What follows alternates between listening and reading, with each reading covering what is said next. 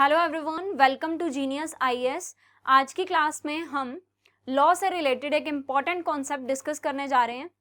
आज हम हिंदू लॉ के दो कॉन्सेप्ट्स को पढ़ेंगे, मिताक्षरा एंड दयाभाग। ठीक है, तो देखिए हिंदू लॉ के अंदर इन दो टर्म्स का क्या मीनिंग है। इन दो टर्म्स के बारे में आपको जानना बहुत ही ज़्यादा ज़रूरी है, क्योंकि ये दोनों ही टर्म्स हिंदू लॉ के अकॉर्डिंग बहुत इंपॉर्टेंट टर्म्स कंसीडर की जाती हैं। तो देखिए मिताक्षरा एंड दयाभाग। अब इन दोनों के बारे में समझने से पहले, इन दोनों टर्म्स के बारे में डिस्कस करने से पहले आपको कोपार्सनरी के बारे में क्लैरिटी होनी चाहिए कि कोपार्सनरी क्या होता है, क्योंकि हिंदू लॉ के अकॉर्डिंग कुछ इंपॉर्टेंट टर्म्स हैं, उनके बारे में आप जब समझेंगे तभी आप उन बेसिक टर्म्स जैसे कि जो मिताक्षरा है, दयाभाग है, आप उन टर्म्स के बारे में समझ पाओगे। तो उससे पहले आपको कोपार्सनरी के बारे में समझना चाहिए और आपको पता होना चाहिए कि एक कोपार्सनर कौन कहलाता है, कोपार्सनर का क्या मीनिंग है। तो देखिए कोपार्सनरी का मतलब होता है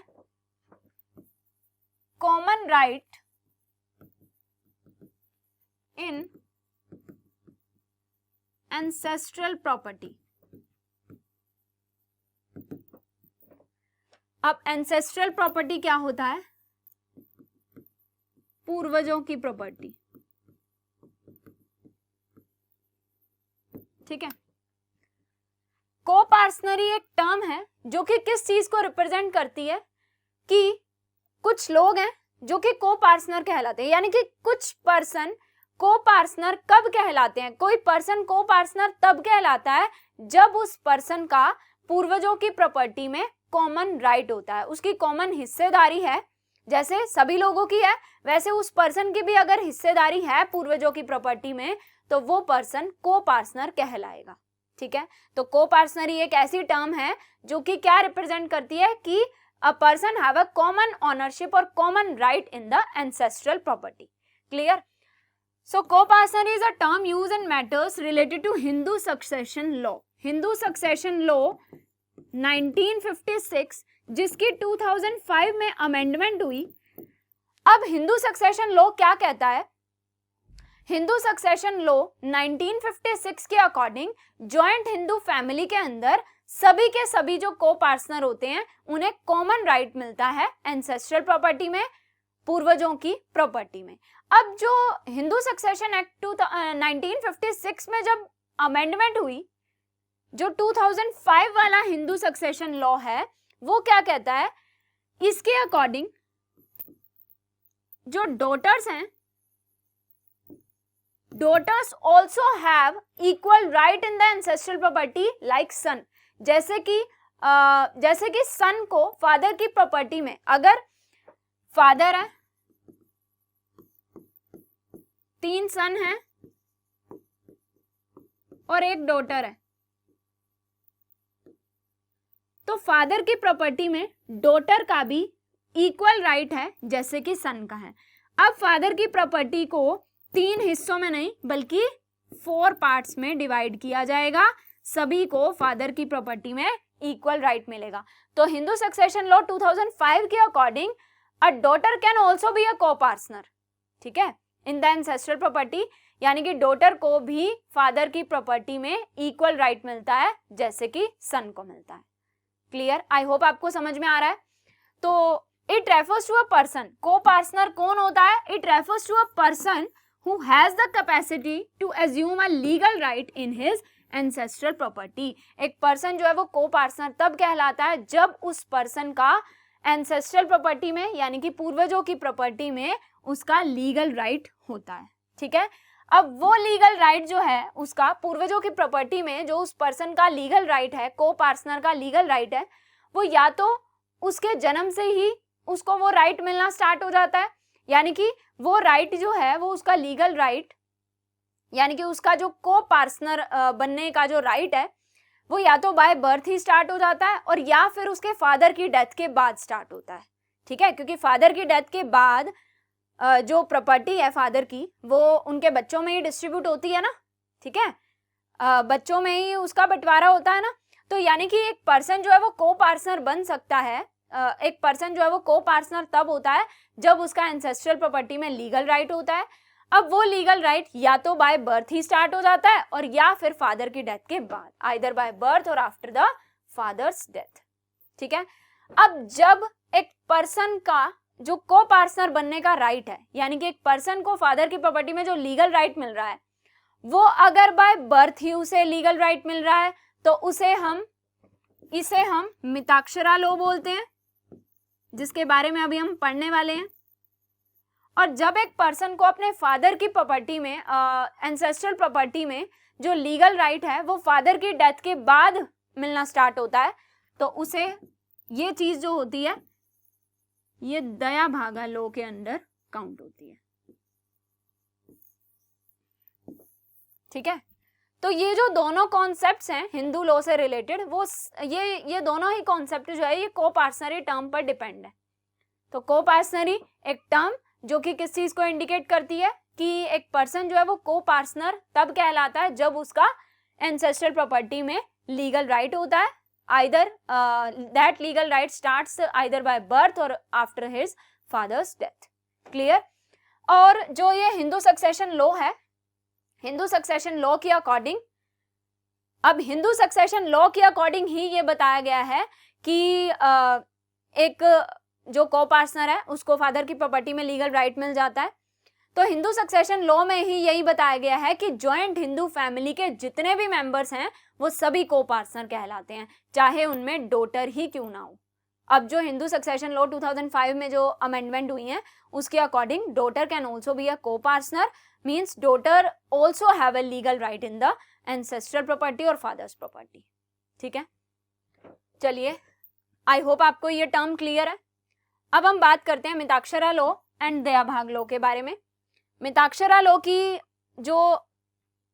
ये जो लॉ अराइज हुआ है, आई होप इस चीज के बारे में भी आपको क्लैरिटी हो गई है। ये को पार्टनरी टर्म से ही ये दोनों लॉ अराइज हुए हैं कि अगर एक पर्सन जो है वो को पार्टनर बन रहा है, यानी कि एक पर्सन को अपने एंसेस्ट्रल प्रॉपर्टी में जो लीगल राइट मिल रहा है अगर वो जन्म से ही मिलना स्टार्ट हो रहा है तो वो मिताक्षरा लॉ के अंडर काउंट होगा। अगर उसको अपनी एंसेस्ट्रल प्रॉपर्टी में जो लीगल राइट मिल रहा है वो फादर की डेथ के बाद मिलना स्टार्ट हो रहा है तो वो दया भागा लॉ के अंडर काउंट होगा। ठीक है, तो मिताक्षरा लॉ का जो बेसिक है वो तो आपको समझ में आ गया। इट मीन्स कि एक पर्सन को अपनी एंसेस्ट्रल प्रॉपर्टी में लीगल राइट मिलता है just by birth, immediately by birth. जैसे ही एक फैमिली के अंदर एक सन का बर्थ होता है, उसके बर्थ से ही उसे अपने फादर की प्रॉपर्टी में इक्वल राइट मिलना स्टार्ट हो गया। ठीक है, तो मिताक्षरा लॉ की जो इंपॉर्टेंट पॉइंट्स हैं वो क्या है बच्चों? First is legal right in property immediately by birth. By birth ही उसे एंसेस्ट्रल प्रॉपर्टी में लीगल राइट मिलना स्टार्ट हो गया है। अब जब जन्म से ही उसका लीगल राइट है एंसेस्ट्रल प्रॉपर्टी में, फादर की प्रॉपर्टी में जन्म से ही उसका राइट हो गया, उसका लीगल राइट है, उसकी हिस्सेदारी है, तो वो कभी भी फादर की डेथ से पहले भी कभी भी अपना हिस्सा मांग सकता है फादर से। ठीक है, यानी कि वो अपनी उसका जो पार्ट है उसके लिए वो डिमांड कर सकता है कभी भी। ठीक है, उसका जो शेयर है, उसका जो पार्ट है जिसमें उसका लीगल राइट है, प्रॉपर्टी के जितने पार्ट में उसका लीगल राइट है उसकी वो कभी भी डिमांड कर सकता है। और जो फादर है जिसकी प्रॉपर्टी है वो प्रॉपर्टी को विदाउट द कंसेंट ऑफ सन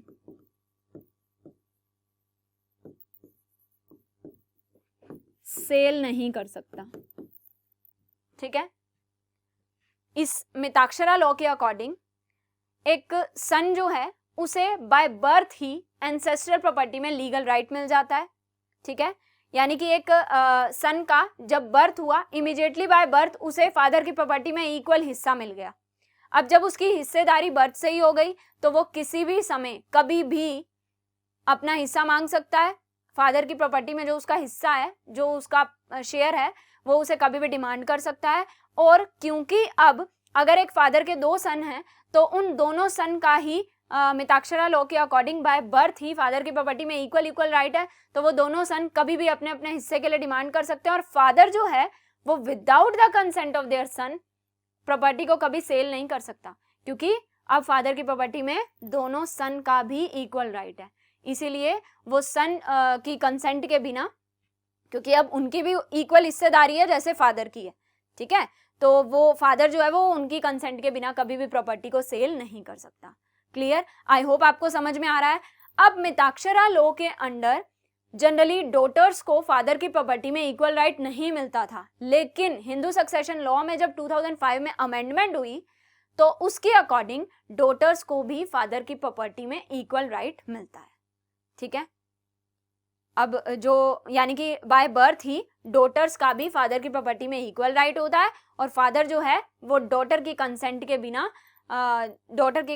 बिना भी अपनी प्रॉपर्टी को सेल नहीं कर सकता, क्योंकि डॉटर का भी उसमें इक्वल राइट है। लेकिन हिंदू सक्सेशन लॉ ये भी कहता है कि जॉइंट हिंदू फैमिली के जितने मेंबर्स हैं, जॉइंट हिंदू फैमिली के जितने भी मेंबर्स हैं, सिर्फ उन्हीं का ही लीगल राइट होता है, यानी कि वो ही को पार्टनर होते हैं either by birth or after the father death. तो अब जो डॉटर है जब उसकी मैरिज हो जाती है तो उसके बाद तो वो जॉइंट हिंदू फैमिली का हिस्सा नहीं रहती है ना, तो इसीलिए जनरली अब जब हिंदू सक्सेशन लॉ में अमेंडमेंट हुई है तो डॉटर को भी हिस्सा मिलता है, डॉटर का भी एंसेस्ट्रल प्रॉपर्टी में इक्वल राइट होता है, पहले नहीं होता था। ठीक है, the Mitakshara law applies to the whole of India except Bengal and Assam. ये आपको क्लियर होना चाहिए कि बंगाल और असम को छोड़कर इंडिया पूरे के पूरे कंट्री में ये लॉ जो है ये अप्लाई होता है, सिर्फ इन 2 स्टेट्स को छोड़कर।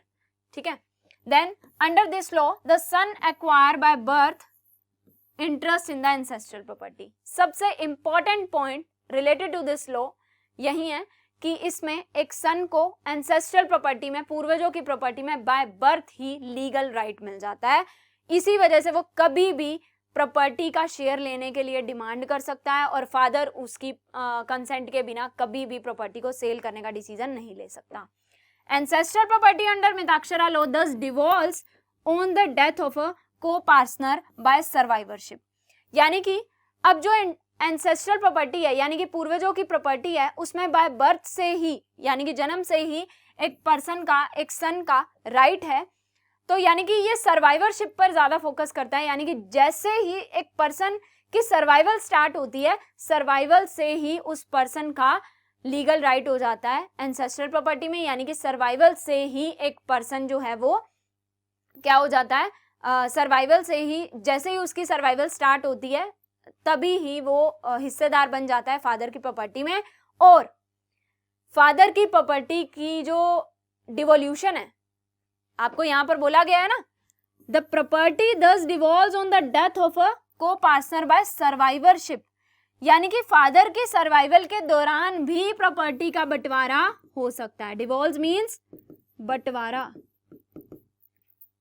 ठीक है, during the survival of their father property का बंटवारा हो सकता है मिताक्षरा लॉ के अकॉर्डिंग, क्योंकि मिताक्षरा लॉ के अकॉर्डिंग बाय बर्थ ही सन को फादर की प्रॉपर्टी में इक्वल राइट मिल जाता है। इसीलिए यानी कि ड्यूरिंग सर्वाइवल, फादर की सर्वाइवल के दौरान भी प्रॉपर्टी का बंटवारा हो सकता है, प्रॉपर्टी डिवॉल्व हो सकती है, प्रॉपर्टी का डिवोल्यूशन हो सकता है during the survival of father.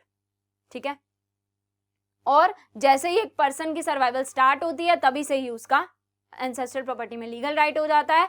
इसी वजह से वो कभी भी प्रॉपर्टी का बंटवारा करवा सकते हैं, कभी भी अपना शेयर मांग सकते हैं।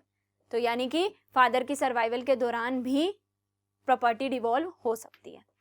आई होप आपको मिताक्षरा लॉ के सभी इंपॉर्टेंट पॉइंट समझ में आ गए हैं। अब हम दया भागा लॉ के बारे में बात करते हैं। इसमें क्या होता है, ये मिताक्षरा लॉ से डिफरेंट है। अब मैंने आपको क्या बताया था, एक पर्सन को पार्टनर कब होता है, जब उसका एंसेस्ट्रल प्रॉपर्टी में लीगल राइट होता है, कॉमन राइट होता है उसका एंसेस्ट्रल प्रॉपर्टी में, either by birth or after his father's death. जब एक पर्सन का एंसेस्ट्रल प्रॉपर्टी में लीगल राइट स्टार्ट होता है इमीडिएटली बाय बर्थ, तो वो मिताक्षरा लॉ के अंडर आता है। अगर एक पर्सन का एंसेस्ट्रल प्रॉपर्टी में जो लीगल राइट है वो स्टार्ट होता है आफ्टर द फादर्स डेथ, यानी कि सक्सेशन से जब उसका सक्सेशन से जब उसका प्रॉपर्टी में लीगल राइट स्टार्ट होता है, यानी कि जब एक पर्सन को पार्टनर बनता है फादर की डेथ के बाद, क्योंकि को पार्टनर कब होता है एक पर्सन, जब उसका प्रॉपर्टी में एंसेस्ट्रल प्रॉपर्टी में लीगल राइट होता है। लेकिन मिताक्षरा लॉ के अकॉर्डिंग जो लीगल राइट है प्रॉपर्टी में वो तो जन्म से ही स्टार्ट हो गया, इसीलिए मिताक्षरा लॉ के अकॉर्डिंग बाय बर्थ ही एक पर्सन को पार्टनर है।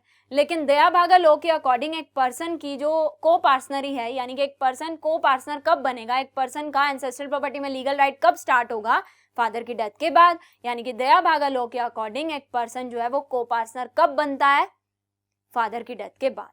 ठीक है, आई होप आपको समझ में आ रहा है। तो दया भागा लॉ की बेसिक जो इंपॉर्टेंट पॉइंट्स हैं वो तो आपको क्लियर ही हो चुके हैं। तो देख लेते हैं हम बच्चों। द दया भागा law applies to communities like, यानी कि जहां मिताक्षरा लॉ असम और बंगाल में अप्लाई नहीं होता था, लेकिन ये जो है ये वहां पर भी अप्लाई होता है।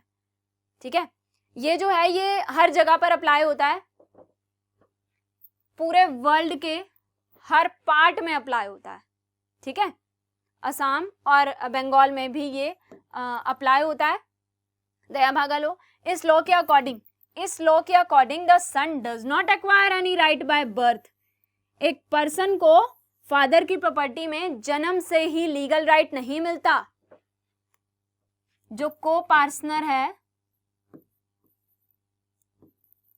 एक पर्सन को पार्टनर बनता है, इट मीन्स उसे लीगल राइट मिलता है इन ancestral property.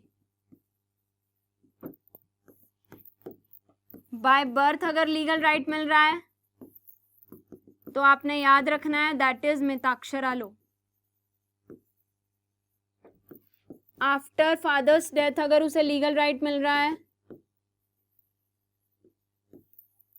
This comes under दया भागा लॉ। ठीक है, तो यानी कि अगर एक पर्सन बाय बर्थ ही को पार्टनर बन रहा है तो वो मिताक्षरा लॉ है। एक पर्सन फादर की डेथ के बाद जब को पार्टनर बन रहा है तो वो दया भागा लॉ है। According to this law the son does not acquire any right in the father's property और ancestral property by birth. By birth उसे एंसेस्ट्रल प्रॉपर्टी में लीगल राइट नहीं मिलेगा। The son's right arise for the first time on father's death. Father की death के बाद ही उसको legal right मिलेगा। ये भी तो होता है ना, यही तो होता है कि फादर की डेथ जब हो जाती है तो ही वो सारी प्रॉपर्टी सन की कहलाती है। फादर की डेथ से पहले सन का कोई राइट नहीं होता है फादर की प्रॉपर्टी में। अब यहाँ पर क्या है, यहाँ पर सबसे इंपॉर्टेंट पॉइंट ये है कि यहाँ पर गर्ल्स को भी, यानी कि डॉटर्स को भी इक्वल राइट मिल रहा है। ठीक है, मिताक्षरा लॉ के अकॉर्डिंग तो क्या होता था, पहले गर्ल्स को राइट नहीं मिलता था, डॉटर्स को राइट नहीं मिलता था, बट अब मिलने लग गया है। बट दया भागा लॉ के अकॉर्डिंग फादर की डेथ के बाद जितने भी उनके बच्चे होंगे, जितने भी सन, जितने भी डॉटर्स होंगी, सब में इक्वल डिस्ट्रीब्यूशन होगा प्रॉपर्टी का। ठीक है, यानी कि प्रॉपर्टी का जो डिवोल्यूशन है वो after the father's death start होता है।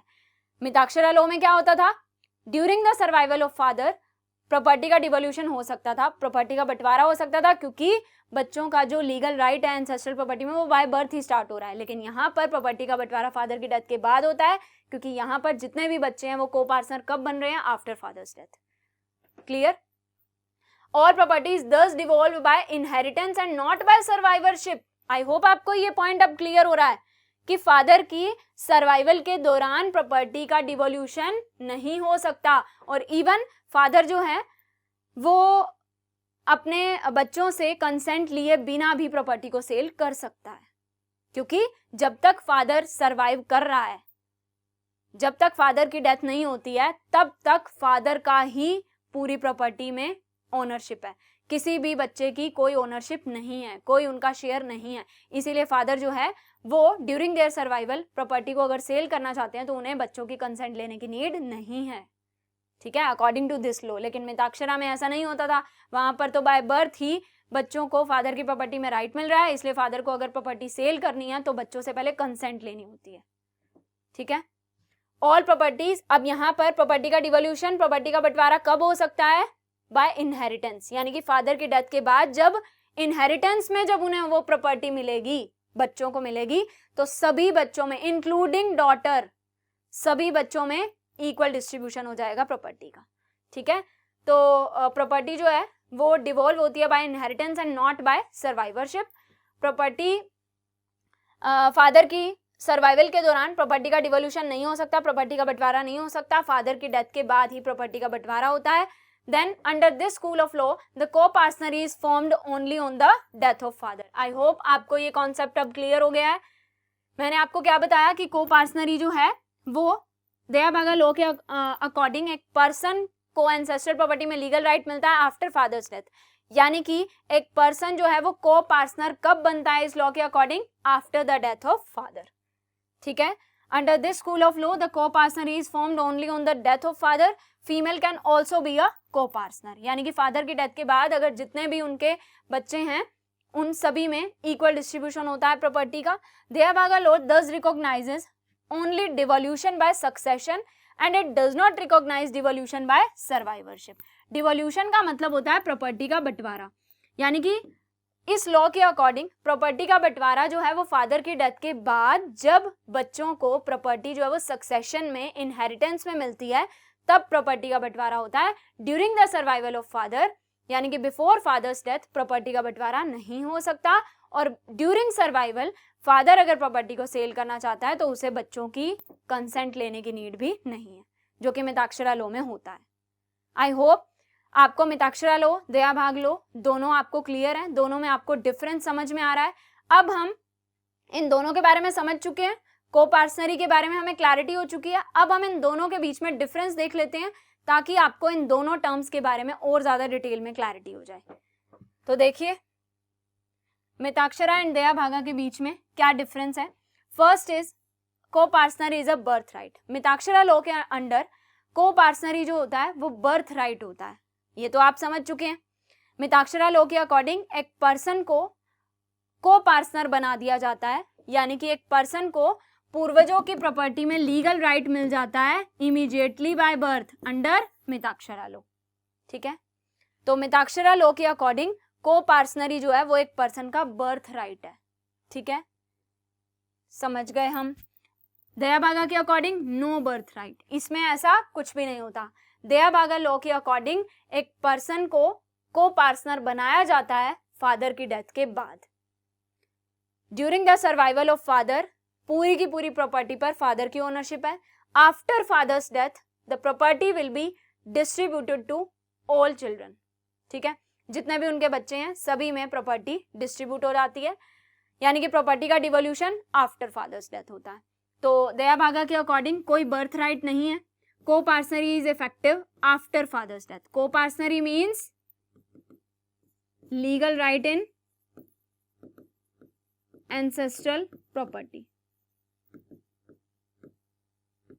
ठीक है, यानी कि एक पर्सन का पूर्वजों की प्रॉपर्टी में, फादर की प्रॉपर्टी में लीगल राइट होगा after father's death. Clear.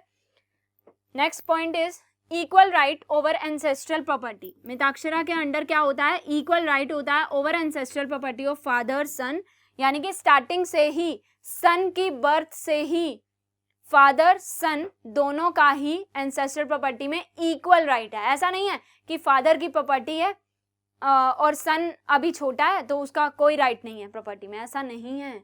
Mitakshara law के अकॉर्डिंग बाय बर्थ ही सन को जैसे फादर का जितना राइट होगा प्रॉपर्टी में, सन का भी उतना ही लीगल राइट रहेगा, ठीक है। तो यानी कि सन के बर्थ से ही फादर और सन दोनों का ही एंसेस्ट्रल प्रॉपर्टी में इक्वल राइट होगा, ठीक है, बराबर बराबर का हिस्सा रहेगा। Equal right over ancestral property of father and sun.